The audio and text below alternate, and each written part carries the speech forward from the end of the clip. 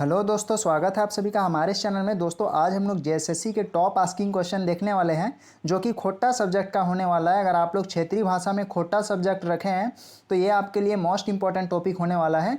ये सभी के सभी मोस्ट इंपॉर्टेंट क्वेश्चन है, इसमें से टोटल 20 क्वेश्चन है और आप लोगों के लिए सभी के सभी जरूरी है। तो चलिए हम लोग देखते हैं। अगर आप हमारे चैनल पर नए हैं तो चैनल को सब्सक्राइब कीजिएगा, क्योंकि हम लोग जेएसएससी से रिलेटेड अभी क्वेश्चंस को लाने वाले हैं लगातार। पहले मैथ्स का लाएंगे, फिर रीजनिंग का भी लाने वाले हैं।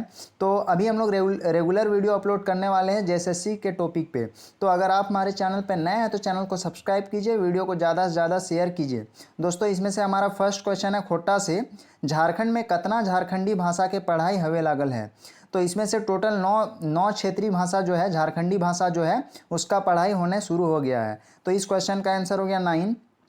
अब हमारा इसमें से सेकंड क्वेश्चन है, कचरा कूट मुहावरा का अर्थ क्या है। तो कचरा कूट मुहावरा का अर्थ है कईस के मारा। खोटा में बोला जाता है कईस के मारा। कचरा कूट मुहावरा को खोटा में बोला जाता है कईस के मारा, यानी कि जोर से मारा। तो 2 नंबर का आंसर हो गया कईस के मारा। अब हमारा अगला प्रश्न है, सूप उलझा पानी के अर्थ है, यानी कि सूप उलझा पानी खोटा में बोला जाता है, इसका अर्थ है खूब बारिश हवेक। इस क्वेश्चन का आंसर हो गया खूब बारिश मतलब कि ज़्यादा से ज़्यादा बारिश हो रही है यहाँ पे। इस क्वेश्चन का आंसर हो गया खूब बारिश हवेक, सूप उलझा पानी का अर्थ है ये। अब हमारा अगला प्रश्न है, बिरसा मुंडा के जन्म स्थान है। तो बिरसा मुंडा के जन्म स्थान खुट्टी उलीहातू गांव के थे वो, और उनका जन्म स्थान जो है खुट्टी उलीहातू है। तो अब इसमें से पूछा जा रहा है कि बिरसा मुंडा के जन्म स्थान कहाँ है। तो खुट्टी है, जैसा कि हम लोग को पता है। इसमें से इतिहास भी पूछा जाता है, इतिहास को ही खोटा में ट्रांसलेट करके जो है उसको ही क्वेश्चन बना के पूछ लिया जाता है ट्रांसलेट करके। तो आप देख सकते हैं इसमें बिरसा मुंडा के बारे में भी क्वेश्चन पूछ रहा है। तो आप लोग हिस्ट्री से भी क्वेश्चन को कर ले और साथ ही साथ उसको ट्रांसलेट करना भी शुरू कर दे। अब हमारा अगला प्रश्न है इसी में, चित्रा केकर उपनाम है। ये दोस्तों एक कवि है, इनका उपनाम पूछा जाता है। कुछ कवि का उपनाम भी पूछा जाता है। तो कवि बहुत ही ज़्यादा इंपॉर्टेंट है। ज़्यादातर क्वेश्चन जो हम लोग को कवि से ही देखने वाला है, देखने को मिलता है। कवि, कविता से लेकर कहानी से लेकर इन सभी टॉपिक पे क्वेश्चन देखने को मिलता है। और व्याकरण से भी कुछ क्वेश्चन रहता है। तो व्याकरण से ज़्यादा कुछ 4-5 क्वेश्चन रहता है और सभी के सभी कवि कविता से क्वेश्चन रहते हैं। तो आपको कवि कविता जो भी है, जितना भी है, आपको सब के सब रट लेना है, सबके सब को याद कर लेना है। इसमें से बोला जा रहा है चित्रा केकर उपनाम है। तो चित्रा केकर उपनाम है, चित्रा जो है चित्तरंजन महतो के उपनाम है। ये भी मोस्ट इंपॉर्टेंट क्वेश्चन है, इसको आप रट ले, याद कर ले पूरा का पूरा। इसमें से पूछा जा रहा है अगला प्रश्न, भिकमंगा शीर्षक कविता कविहत। तो भिकमंगा पूछ रहा है यहाँ पे किसके द्वारा लिखा गया है, कौन इसका कवि है।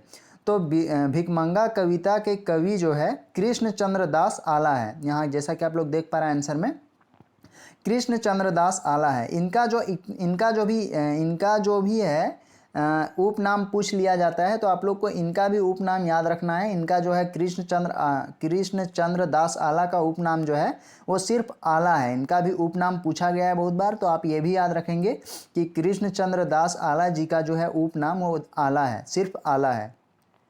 अब हमारा अगला प्रश्न है, इसमें से बोला जा रहा है बावां हाथ, यानी कि बायां हाथ शीर्षक कविता के कवि कौन हत। यानी कि बावां हाथ जो शीर्षक कविता है इसका कवि कौन है, इसके कवि कौन है, ये पूछा जा रहा है। तो इस क्वेश्चन का आंसर हो जाएगा शिवनाथ परमाणिक। शिवनाथ परमाणिक जो है कवि है बावां हाथ के। तो आपको ये मोस्ट इंपॉर्टेंट क्वेश्चन है, शिवनाथ परमाणिक से ये क्वेश्चन बनता ही है, तो आपको याद रखना है। और हमारा अगला प्रश्न है इसी में, दीपक केकर उपनाम है। उपनाम से देख सकते हैं दोस्तों बार बार क्वेश्चन बन रहा है। तो आप लोग उपनाम को जो है रट ले, सभी के सभी याद कर ले। दीपक केकर उपनाम है, इसमें से पूछा जा रहा है। तो दीपक हमारा जो है प्रदीप कुमार, एक राइटर है, कवि है, उन्हीं का नाम है दीपक कुमार। दीपक केकर उपनाम है, तो दीपक प्रदीप कुमार का उपनाम है। अब हमारा अगला प्रश्न है, आप धरबो लुआठी, यानी कि अब धरबो लुआठी शीर्षक कविता केकर लिखल है। मोहम्मद सिराजुद्दीन सिराज द्वारा इनको लिखा गया है आप धरबो लुआठी कविता। तो ये भी मोस्ट इंपॉर्टेंट क्वेश्चन है, सभी के सभी देख सकते हैं आप। कवि और कविता से क्वेश्चन बन रहे हैं, इसमें ज़्यादातर जो है इन्हीं टॉपिक्स पे क्वेश्चन बनते हैं। तो आप लोग इन सभी क्वेश्चन को स्किप ना करें, सभी के सभी याद करें, और मोस्ट इंपॉर्टेंट क्वेश्चन ये सब के सब। अब हमारा अगला प्रश्न है, डॉक्टर विनोद कुमार के लिखल कविता का नाम है। तो इसमें से पूछा जा रहा है डॉक्टर विनोद कुमार ने कौन सा कविता यहाँ पे लिखा हुआ है। तो डॉक्टर विनोद कुमार ने आफैत या आफैत जो है इस कविता को लिखा हुआ है। आफैत माना होता है आफत, खतरनाक दिखने वाला, इनको ही आफैत बोला जाता है। तो अब हमारा अगला प्रश्न है, सरहुल परब में कौन गाछ के पूजा है। देख सकते हैं दोस्तों, जीके क्वेश्चन को भी यहाँ पे ट्रांसलेट करके पूछा गया है, सरहुल परब में कौन गाछ के पूजा है। तो सरहुल परब में जो है हम लोग को पता ही है सखुआ गाछ का पूजा जो है होता है, तो आपको ये भी याद रखना है, मोस्ट इंपॉर्टेंट क्वेश्चन है। अब हमारा अगला प्रश्न है इसी में, करम परब में सबसे बेसी कौन फूल के महात्म है। तो इसमें से क्वेश्चन पूछा जा रहा है, करम परब में सबसे ज़्यादा कौन सा फूल का महत्व है। तो ये मोस्ट इंपॉर्टेंट क्वेश्चन है। काशी फूल को जो है करम परब में सबसे ज़्यादा महत्व दिया गया है, तो ये आप याद रखेंगे। और इन्हें जो है खोटा में भी पूछ लिया जाता है, थोड़ा घुमा के पूछ लिया जाता है, तो आप कंफ्यूज ना होए और इस क्वेश्चन को आराम से आप टिक करके आए। तो इस वाले क्वेश्चन का आंसर हो गया काशी फूल। अब हमारा अगला प्रश्न है, खोटा कौन परिवार के भाषा है। तो खोटा जो है इसमें से पूछा जा रहा है इतिहास में जो है खोटा कौन परिवार के भाषा है, कौन परिवार के भाषा रहल है। तो ये खोटा जो है वो आर्य परिवार से आया हुआ है, आर्य परिवार के भाषा है। अब हमारा अगला प्रश्न है इसमें से, गोलवारी खोटा कहाँ बोलत जाए। तो दोस्तों देख सकते हैं नाम में ही गोलवारी गोल है, तो ये जो है गोलवारी खोटा जो है गोला और कसमार में सबसे ज़्यादा बोला जाता है। तो आपको ये भी याद रखना है, मोस्ट इंपॉर्टेंट क्वेश्चन है, कहाँ कौन सी भाषा बोली जाती है ज़्यादातर। इन सभी टॉपिक से भी क्वेश्चन बनता है, तो सभी को सभी आपको कवर करके चलना। अब हमारा अगला प्रश्न है, इसमें से बोला जा रहा है, सोहराय में जो गीत गावल जाहे ओकरा कहल जाहे। इसमें से सोहराय में जो गीत गाया जाता है उसको क्या बोला जाता है, ये पूछा जा रहा है। तो सोहराय में जो गीत गाया जाता है उसको गोवार मांगा गीत ये बोला जाता है, ये गीत गाया जाता है। तो आपको ये भी देखना है, ये मोस्ट इंपॉर्टेंट क्वेश्चन है। सोहराय परब से रिलेटेड एक क्वेश्चन आप लोग को देखने को मिलता ही है, एक दो क्वेश्चन तो आपको मिलेगा ही, तो इन सभी क्वेश्चन को आपको याद रखना है। अब हमारा अगला प्रश्न है, सोहराय परब में केकरा पखेवा खिवल जाए।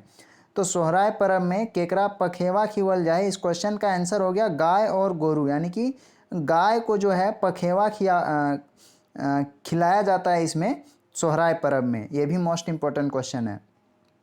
अब हमारा अगला प्रश्न है, डॉक्टर ए.के. झा के उपनाम की लागू।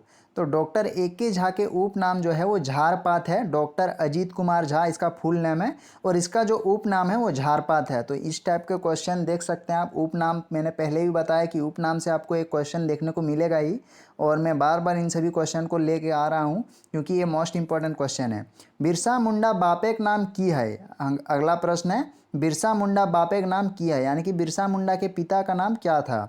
तो बिरसा मुंडा के पिता का नाम जो है सुगना मुंडा है, जैसा कि हम लोग को पता है। आप देख सकते हैं हिस्ट्री से भी क्वेश्चन पूछा जा रहा है ट्रांसलेट करके, तो इन सभी को आपको देख के चलना है।